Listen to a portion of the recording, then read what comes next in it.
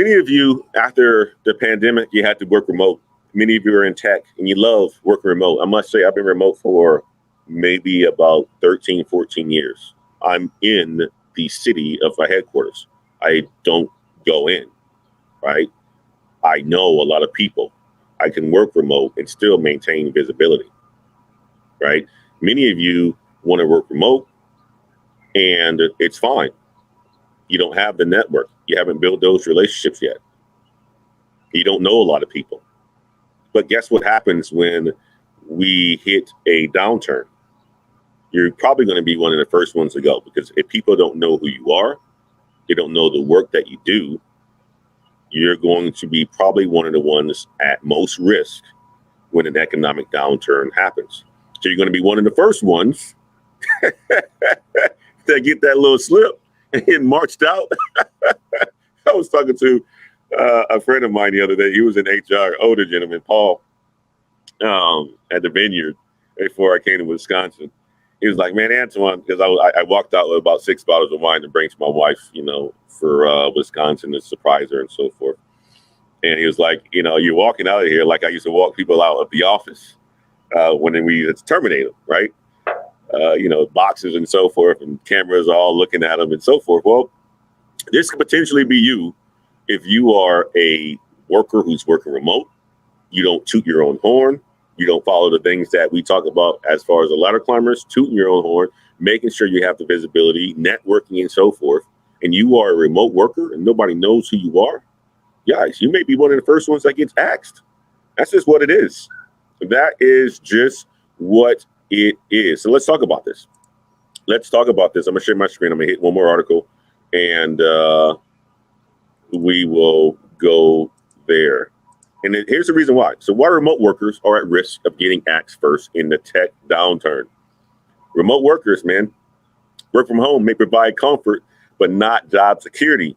And I would say this, guys, it is very comfortable working from home. It's lovely. I absolutely love working from home. I do this sort of stuff. I can work from the boat. I can work from my mother-in-law's backyard like this. And, you guys get to see all the greenery and so forth.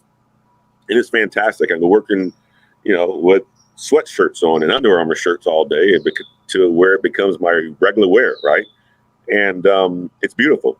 It provides a lot of flexibility for me to spend time with the family, the kids and so forth, and for you to do the exact same thing.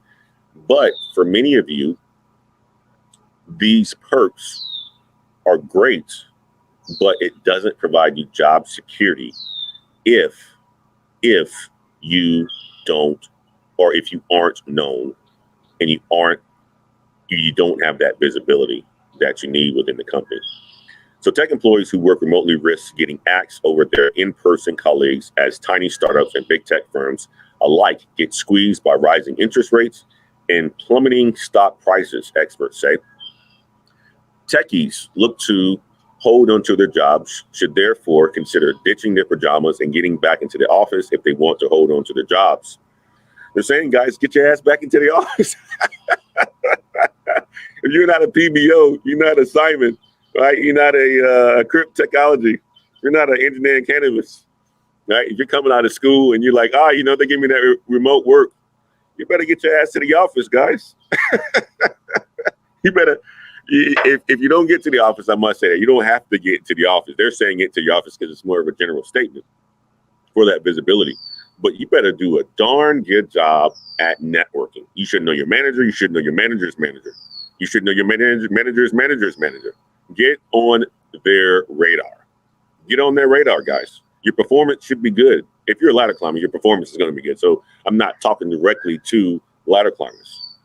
But if you're ladder climbing and you're slipping and you don't have that visibility and you aren't tooting your own horn and you aren't tracking to the objectives that you are in that role for and sharing that with other individuals, and you're just flying under the radar, just getting it done, working from home, playing Madden during the day, you're probably going to be laid off if your company starts to look to lay off people. Okay, so get your butt to the office. And managers believe employees who work remote, oh gosh, managers believe employees who work remote are lower performers than those who come into the office.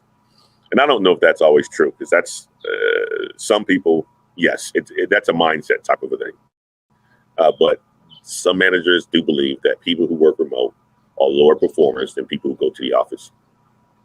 They will on average be more likely to lay off those who are working remote than those who are coming into the office. Simply put, it's out of sight, out of mind, he added. And that's where we're talking about.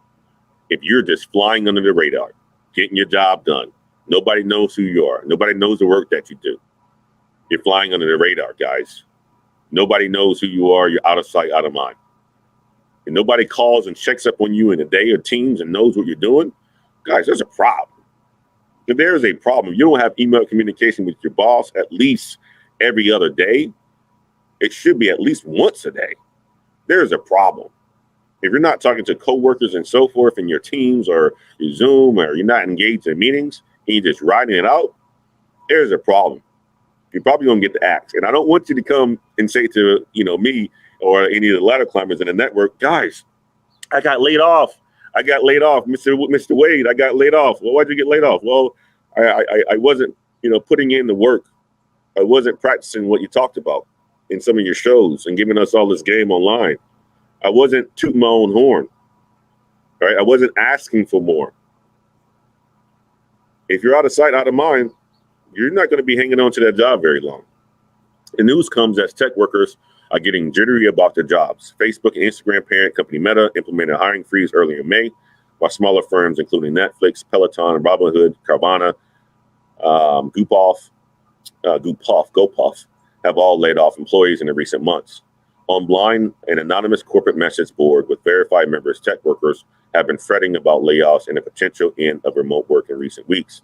Will recession layoffs bring everyone back to the office? One employee of the software firm Carter wrote in late April. Yes, it will, no doubt, a Google employee responded. Can't go into an office if you're laid off. Another, another Google employee quit. In a separate thread, an Apple employee wrote that tech companies missing revenue targets and making layoffs are a dream come true for the return to the office lobby, right? So if I'm evaluating who I'm going to get rid of, this is what a manager says, guys. If I'm evaluating who I'm going to get rid of, I might choose to keep the person who's in the office and is near me all the time. That's the statement that I want you guys to resonate with. If I'm evaluating, so think about you as a manager. You have 10 people that works for you, right? 10 people that works for you. You got, 6 of them that you know exactly what they're doing because they check in, you keep in tabs and so forth. You got 4 other people on your team who you just barely hear from. They're getting work done, but they're probably not the best employees and so forth. And they're not asking for a lot, right? They're just, getting paid and so forth. And, they're in training and so forth and things like that. You don't see them, right? So you really don't spend a lot of time with them. You don't spend a lot of time with them. Well, when HR comes to you or your director comes to you and says, hey, John, you need to get rid of 2 employees. Your budget has been slashed.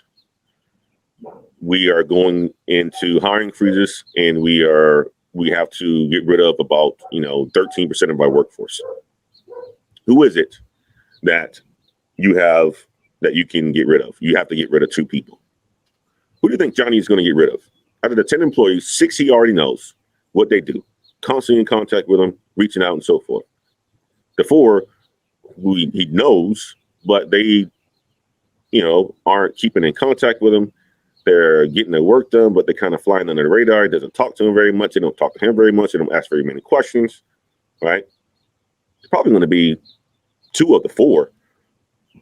Probably going to be 2 of the 4. So just remember that, guys. If you are a manager, how would you ultimately make that decision? And me as a business owner, I would make the decision based on the people, right? Based on the people that I know what they're doing. They're asking for more. I have a good relationship with versus the people who I don't have a relationship with, right? People who aren't asking for more.